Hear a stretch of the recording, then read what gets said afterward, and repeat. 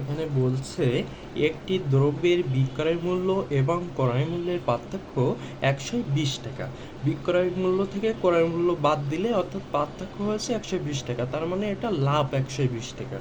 একজন যদি 20% হারে লাভ করতে চান তবে দ্রব্যটির বিক্রয় মূল্য কত হবে? তাহলে এখানে ক্রয় মূল্য দেওয়া নেই, 20% হারে লাভ করতে চাচ্ছে, বিক্রয় মূল্যটা চেয়েছে, তাহলে ক্রয় মূল্যটা আমরা ধরে নেব প্রথমে। যেহেতু ক্রয় মূল্য দেওয়া নেই সেহেতু আমরা ধরে নেব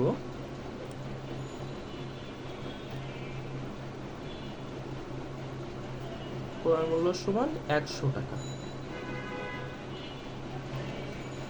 এবার 20% হারে লাভ করলে বিক্রয় মূল্য হবে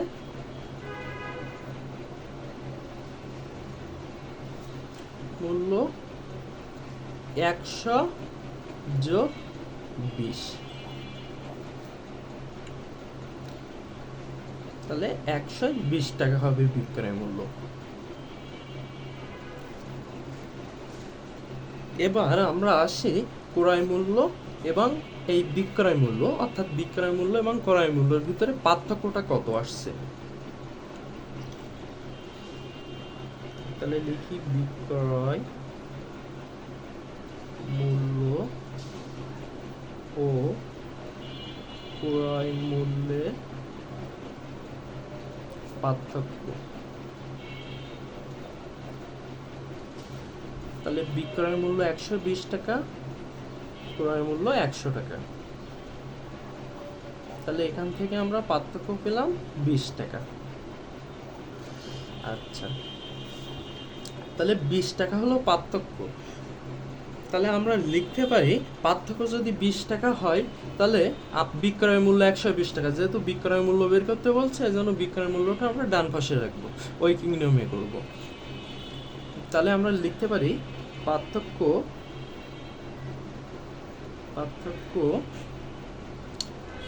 20 টাকা হলে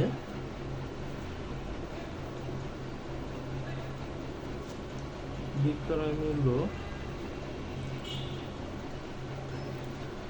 120 টাকা। এবার পার্থক্য যদি 1 টাকা হয় তাহলে বিক্রয় মূল্য হবে 120/20 টাকা। আর পার্থক্য যদি এই 120 টাকা হয়, কারণ এই 120 টাকা পার্থক্য অনুসারে আমার বের করতে হবে বিক্রয় মূল্যটা কত। পার্থক্য যদি 120 টাকা হয়,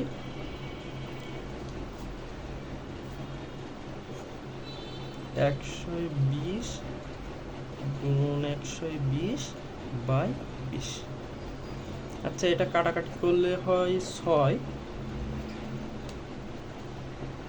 72, 720 টাকা। তাহলে আমার এটা বের হলো বিক্রয় মূল্য, তাহলে এখানে চেয়েছে 20% হারে দ্রব্যটি বিক্রি করলে বিক্রয় মূল্য কত হবে। তাহলে দ্রব্যটি বিক্রয় মূল্য হবে 720 টাকা। এবার আমরা যদি টেস্ট করি অঙ্কটাকে যে ঠিক হয়েছে কিনা, তাহলে আমরা দেখতে পাবো